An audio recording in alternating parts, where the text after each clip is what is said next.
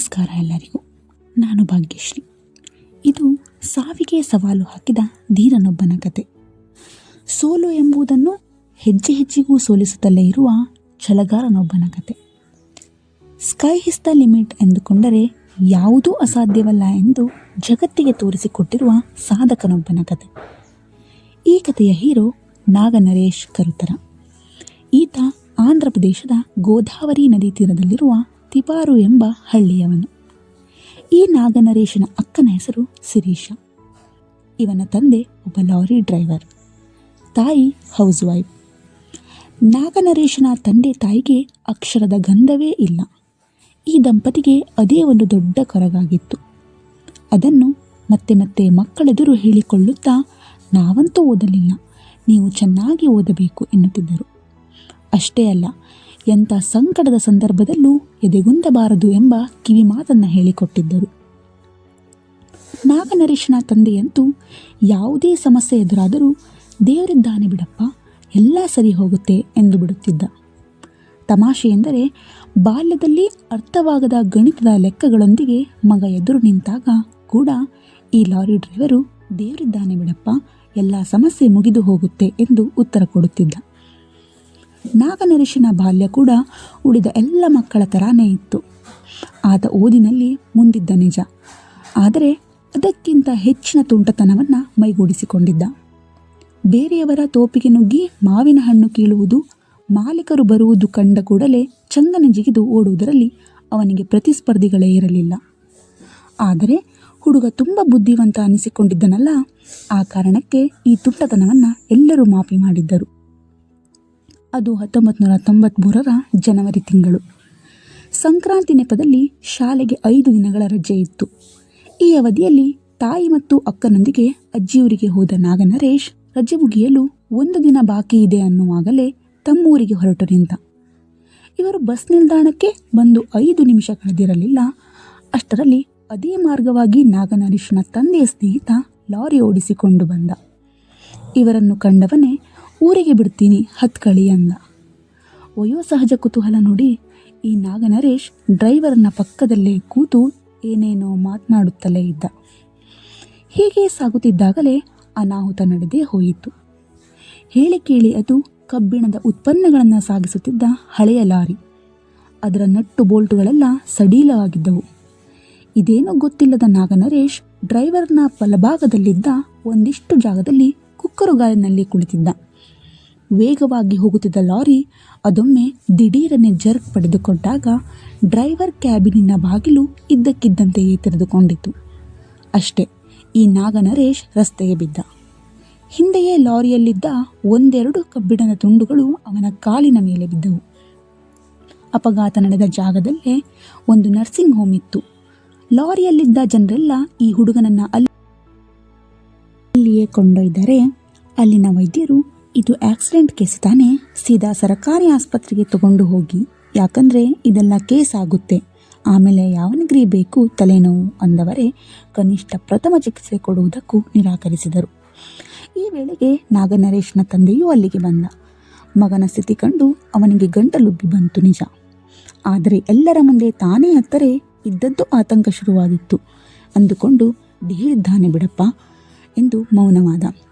ನಂತರ ನಾಗನರೇಶನ ಊರಿಗೆ ಹತ್ತಿರವೇ ಇದ್ದ ಸರಕಾರಿ ಆಸ್ಪತ್ರೆಯ ವೈದ್ಯರು ಕಾಲಿಗೆ ಬ್ಯಾಂಡೇಜ್ ಸುತ್ತಿ, ಏನೂ ಆಗಿಲ್ಲ ಹೋಗ್ರಿ, 1 ವಾರದೊಳಗೆ ಎಲ್ಲ ಸರಿಯಾಗುತ್ತೆ ಎಂದು ಉಡಾಫಿಯ ಮಾತಾಡಿದರು. ಹ್ಞೂ ಅನ್ನೋದರೊಳಗೆ ವಾರ ಕಳೆದೇ ಹೋಯಿತು. ಗಾಯ ವಾಸಿಯಾಗಲಿಲ್ಲ, ಮಾಗಲಿಲ್ಲ, ಬದಲಿಗೆ ಕೀವು ತುಂಬಿಕೊಂಡಿತ್ತು. ಮನೆ ತುಂಬ ದುರ್ವಾಸನೆ. ಇದರಿಂದ ಗಾಬರಿ ಬಿದ್ದ ನಾಗನರೇಶನ ತಂದೆ ತಾಯಿ ಮಗನನ್ನು ಜಿಲ್ಲಾ ಆಸ್ಪತ್ರೆಗೆ ಕರೆದರು. ಆದರೆ ಆ ವೇಳೆಗಾಗಲೇ ತುಂಬ ತಡವಾಗಿತ್ತು. ಅವನನ್ನು ಪರೀಕ್ಷಿಸಿದ ವೈದ್ಯರು, ಈಗಾಗಲೇ ಗ್ಯಾಂಗ್ರೀನ್ ತೊಡೆಯ ತನಕ ವ್ಯಾಪಿಸಿದೆ, ಇಷ್ಟು ದಿನ ಕತ್ತೆ ಮೇಯಿಸ್ತಾ ಇದ್ರೇನ್ರಿ ಎಂದು ರೇಗಿದರು. ನಂತರ, ನಿಮ್ಮ ಮಗನ ಜೀವ ಉಳಿಸಬೇಕು ಅನ್ನೋದಾದರೆ ತೊಡೆಯ ತನಕ 2 ಕಾಲುಗಳನ್ನು ಕತ್ತರಿಸಬೇಕು, ಅದು ಬಿಟ್ಟರೆ ಬೇರೆ ದಾರಿಯೇ ಇಲ್ಲ ಅಂದರು. ಈ ಸುದ್ದಿ ಕೇಳಿದ ನಂತರ ನಾಗನರೇಶನ ಅಪ್ಪ ಗೋಡೆಗೆ ಹಣೆ ಚಚ್ಚಿಕೊಂಡು ಗೋಳಾಡಿದನಂತೆ. ನಂತರ ಮನಸ್ಸು ಗಟ್ಟಿ ಮಾಡಿಕೊಂಡು, ನನ್ನ ಮಗನ ಜೀವ ಉಳಿಸಿ ಡಾಕ್ಟ್ರೇ, ಕಾಲು ಇಲ್ಲದಿದ್ದರೆ ಪರವಾಗಿಲ್ಲ, ಅವನನ್ನು ನಾನು ನೋಡ್ಕೊತೀನಿ ಅಂದನಂತೆ. ಮುಂದೆ ನಾಗನರೇಶನ್ಗೆ ಪ್ರಜ್ಞೆ ಬಂದದ್ದು 4 ದಿನಗಳ ನಂತರ ಕಣ್ಣು ಬಿಟ್ಟರೆ ವಿಪರೀತ ನೋವು. ಅರೆ ಏನಾಯಿತು ನನಗೆ ಅಂದುಕೊಂಡು ಸುಮ್ಮನೆ ಕಾಲು ಜಾಡಿಸಲು ನೋಡಿದರೆ ಅರೆ ಕಾಲುಗಳೇ ಇಲ್ಲ. ತಕ್ಷಣವೇ ಶಾಕ್ಗೆ ಒಳಗಾದ ನಾಗನರೇಶ್, ಅಪ್ಪ ಅಮ್ಮ ನನ್ನ ಕಾಲು ಎಲ್ಲಿ, ಏನಾಗಿದೆ ನನಗೆ ಅಂದನಂತೆ. ತಕ್ಷಣವೇ ಅವನ ತಾಯಿ ಗೊಳೋ ಎನ್ನಲು ಶುರು ಮಾಡಿದರೆ ನಾಗನರೇಶ್ನ ತಂದೆ ಮಾತ್ರ, ಜೀವನ ಜೊತೆ ಇವತ್ತಿಂದ ನೀನು ಕ್ಷಣ ಕ್ಷಣವೂ ಕುಸ್ತಿ ಮಾಡಬೇಕು ಮಗನೇ, ದೇವರಿದ್ದಾನೆ ಬಿಡಪ್ಪ, ಹೆದರಬೇಡ ಎಂದನಂತೆ. ಹೀಗೆ ಅಂಗವೈಕಲ್ಯದೊಂದಿಗೆ ಹೋರಾಟ ಶುರು ಮಾಡಿದಾಗ ನಾಗನರೇಶ್ ಇನ್ನು 8ನೇ ತರಗತಿ ವಿದ್ಯಾರ್ಥಿ.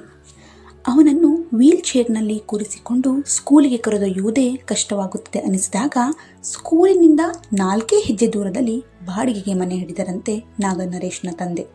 ನಂತರ ಶಾಲೆಯಲ್ಲಿ ಅಕಸ್ಮಾತ್ ದಿಢೀರನ್ನೇ ಶೌಚಾಲಯಕ್ಕೆ ಹೋಗಬೇಕು ಅನಿಸಿದರೆ ಹಾಗೆ ಒಂದೇ ಕಡೆ ಕೂತು ಬೇಸರವಾಗಿ ಸುಮ್ಮನೆ ಒಮ್ಮೆ ಮಿಸುಕಾಡಿ ಮೈ ಹಗೂರ ಮಾಡಿಕೊಳ್ಳಬೇಕೆಂದರೆ ಯಾರಾದರೂ ಮಗನ ಜೊತೆಗಿರಬೇಕು ಅನಿಸಿದಾಗ ನಾಗನರೇಶನಿಗಿಂತ 2 ತರಗತಿ ಮುಂದಿದ್ದ ತಮ್ಮ ಮಗಳನ್ನೇ ಕರೆದು, ನಿನ್ನ ತಮ್ಮನ ಜೀವ ಉಳಿಸಲಿಕ್ಕಾಗಿ ಅವನ ತರಗತಿಯಲ್ಲೇ ಓದು ಮಗಳೇ, ಅಂದರೆ ಇವತ್ತಿಂದ ನೀನು 8ನೇ ತರಗತಿಯಲ್ಲಿ ಓದಬೇಕು ಅಂದನಂತೆ. ಆಕೆ ಅದೆಂಥ ತಾಯ್ತನದ ಹೆಣ್ಣು ಅಂದರೆ 2ನೇ ಮಾತೇ ಇಲ್ಲದೆ ಅಪ್ಪನ ಮಾತಿಗೆ ಒಪ್ಪಿಕೊಂಡಳು. ಮರುದಿನದಿಂದಲೇ 8ನೇ ತರಗತಿಗೆ ಬಂದು ಕೂತಳು. ತಮ್ಮನನ್ನು ಅಮ್ಮನಿಗಿಂತ ಹೆಚ್ಚಾಗಿ ದೇವರಿಗಿಂತ ಮಿಗಿಲಾಗಿ ನೋಡಿಕೊಂಡಳು. ಮನೆ ಮಂದಿ ತನಗಾಗಿ ಪಡುತ್ತಿರುವ ಕಷ್ಟವನ್ನು ನಾಗನರೇಶ್ ಕೂಡ ಅರ್ಥ ಮಾಡಿಕೊಂಡ. ನನಗೆ ಕಾಲಿಲ್ಲ ಎಂದು ಆತ ಕನಸಲ್ಲೂ ಯೋಚಿಸಲಿಲ್ಲ.